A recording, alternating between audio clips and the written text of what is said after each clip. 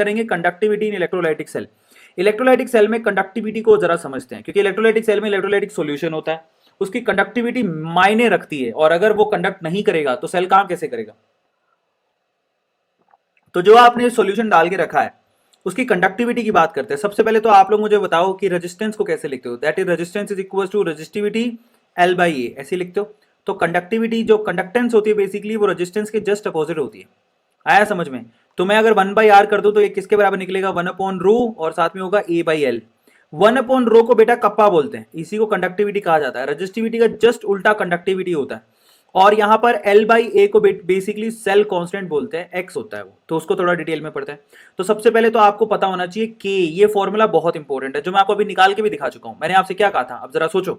मैंने आपसे कहा था कि आर रेजिस्टेंस किसके बराबर होता है, दैट इज रो L/A, सही है। तो कंडक्टेंस किसके बराबर होगा, 1/रो के, 1/r के। 1/r का मतलब क्या हो गया, 1/रो a/l। अब आप 1/रो को क्या बोलते हो, कप्पा। तो कंडक्टेंस किसके बराबर हो गया, 1/रो यानी कि kappa into a/l। Are you getting my point, a/l। तो यहां से अगर मैं कप्पा को बाहर निकाल लूं तो कप्पा किसके बराबर हुआ, c इंटू L/A। दिखाई दे रहा है सब लोगों को। तो बेसिकली कप्पा का मतलब होता है कंडक्टिविटी, G का मतलब होता है कंडक्टेंस, L का मतलब होता है length of the electrode, A का मतलब होता है एरिया बिटवीन द इलेक्ट्रोड।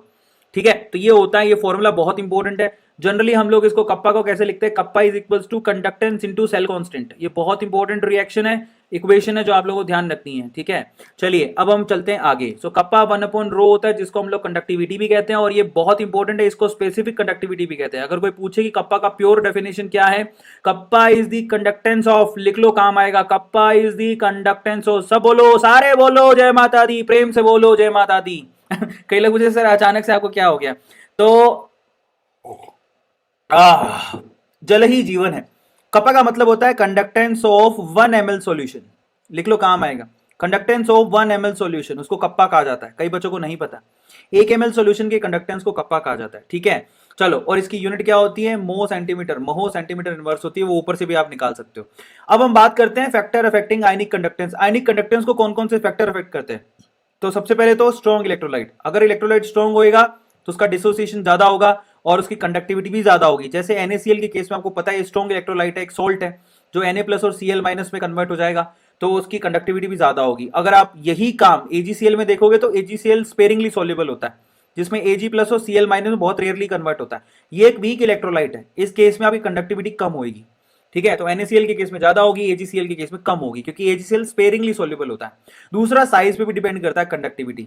अब देखो यहां पर कंडक्टिविटी जो है वो साइज पे भी डिपेंड करती है, ये भी बड़ा इंटरेस्टिंग है।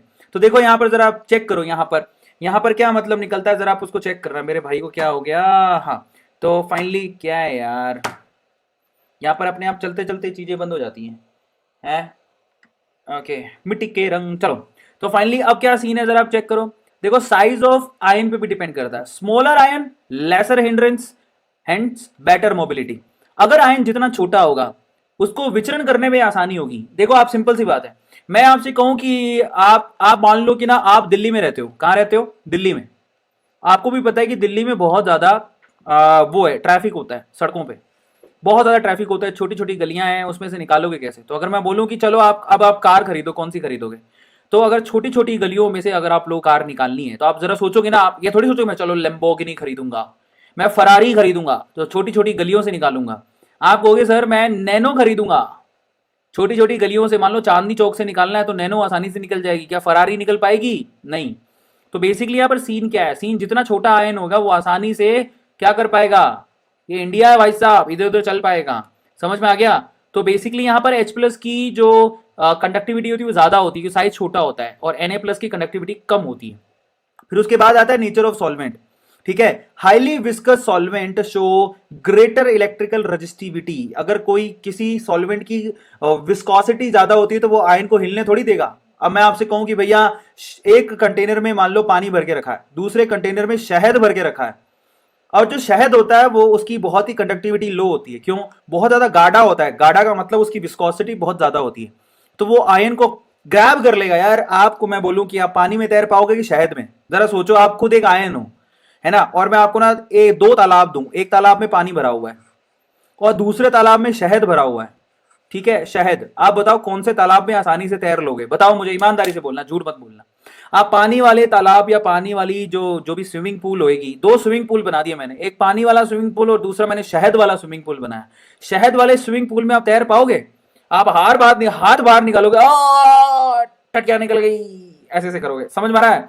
सो शहद वाले स्विमिंग पूल में कौन तैर पाएगा भाई? वो तो एक तरह का दलदल है। और पानी वाले स्विमिंग पूल में तैर पाओगे तो मतलब ये होगा कि जिसकी विस्कोसिटी ज्यादा होती है वहां पे इलेक्ट्रिकल कंडक्टिविटी बहुत कम होती है, वहां पर विचरण नहीं हो पाएगा, आयरन जो है जा नहीं पाएगा इधर उधर। समझ में आ गया? तो यहाँ पर पानी की कंडक्टिविटी ज्यादा होती है as compare to honey. Honey, चलो अब हम आगे चलते हैं। कॉन्सेंट्रेशन ऑफ इलेक्ट्रोड, ठीक है, सॉरी इलेक्ट्रोलाइट। अब देखो, greater the number of ions better the conductivity, ये बात बिल्कुल सच है। जितने आयन ज्यादा होंगे उसकी कंडक्टिविटी उतनी ज्यादा होगी। मतलब अगर बोलूंगी 2 कैपिटल एम NaCl सॉल्यूशन है, वो ज्यादा कंडक्टिविटी शो करेगा 1 कैपिटल एम NaCl सॉल्यूशन। और ऑब्वियसली यार 2 कैपिटल एम का मतलब Na प्लस भी 2 होंगे, Cl माइनस भी 2 होंगे, इनकी मात्रा ज्यादा है, भगम भगड़ाई ज्यादा होगी। सिंपल सी बात है, समझ में आ गया? तो ये रीजन होता है। अब लास्ट है टेम्परेचर। टेम्परेचर बढ़ाने पर हमेशा आयनिक कंडक्टिविटी इंक्रीज ही होती है, तो सबको पता है कि टेम्परेचर बढ़ाओगे तो कंडक्टिविटी बढ़ती है, तो नॉर्मल बात है, सबको पता है। ठीक है, अरे टेम्परेचर बढ़ाओगे कंडक्टिविटी बढ़ेगी। देखो इसका सिंपल एग्जांपल देता हूं मैं आप लोगों को। आपने कभी पॉपकॉर्न को, जिसको फुल्ले बोलते हैं पंजाबी में, पॉपकॉर्न को उछलते देखा है? किस किस ने पॉपकॉर्न की मशीन में पॉपकॉर्न को उछलते देखा? बताओ मुझे। पॉपकॉर्न पड़ा होता है, नीचे से आप उसको तत्ता ताता कर रहे होते हो, टेम्परेचर बढ़ा रहे होते हो, वो उछलता है टप टप टप टप। किसको, आपको पता है कि पॉपकॉर्न उछलता क्यों है? नीचे से टेम्परेचर बढ़ाओगे तो आप भी उछल पड़ोगे। कल को मान लो आपको ना, आप ना अपनी गर्लफ्रेंड से बात करते करते ना किचन में उसकी गर्लफ्रेंड के तवे पे बैठ गए, आपको मालूम नहीं पड़ा, काला काला तवा था, तवा बहुत बड़ा था, आप बैठ गए उसके ऊपर, है ना। बात करते करते आपको होश नहीं रहा, पीछे से उसकी मम्मी है, उसने नोब घुमा दी, और नोब घुमा दी वो, और आपका जो तवा है वो ताता होने लग गया। अब तवा जब गर्म होगा तो आप उछल पड़ोगे, ऐसे थोड़ी बैठे रहोगे, मैं तेरा आशिक इस तवे पे आज पिघल जाऊंगा, ऐसे थोड़ी बोलोगे। सो इन दैट केस क्या है, टेम्परेचर हमेशा क्या करता है, बेसिकली कंडक्टिविटी को बढ़ाता है। समझ में आ गया? मतलब एक स्पीड पैदा करता है, that's very simple. So temperature से कंडक्टिविटी बढ़ती है। अब हम बात करते हैं मोलर कंडक्टिविटी की। तो देखो आप सीधे फॉर्मूले पे गौर करो। मोलर कंडक्टिविटी का मतलब होता है the conductivity of 1 capital M, 1 molar solution, उसको मोलर कंडक्टिविटी कहते हैं। उसका फॉर्मूला कैसे निकालोगे? कैप एम का फॉर्मूला होता है 1000 इंटू कप्पा। कप्पा क्या है? Conductivity, upon capital M. Capital M क्या है बेटा? That is concentration. तो आप लोग याद रखिएगा, ये बहुत इंपॉर्टेंट है, और इसकी यूनिट होती है siemens centimetre square mole inverse, that is the unit. ये फॉर्मूला बहुत इंपॉर्टेंट है, 1000 इंटू कंडक्टिविटी यानी कि kappa divide by capital M, जिसका मतलब होता है कॉन्सेंट्रेशन। तो कप्पा जो है ना, उसको centimetre, Simon centimetre square, Simon centimetre में ही रखना पड़ता है, और मोलैरिटी को मोल पर लीटर में रखना पड़ता है। ये आप ध्यान रखो। अगर मोलर कंडक्टिविटी की बात हम करेंगे इक्विवेलेंट कंडक्टिविटी की, तो उसमें कुछ नहीं करना, मोलैरिटी की जगह आपको सिर्फ नॉर्मेलिटी एंटर करनी है और कुछ नहीं, सिंपल है। 1000 into kappa divide by capital N. अच्छा, कैपिटल एन और कैपिटल एम में क्या रिलेशन होता है?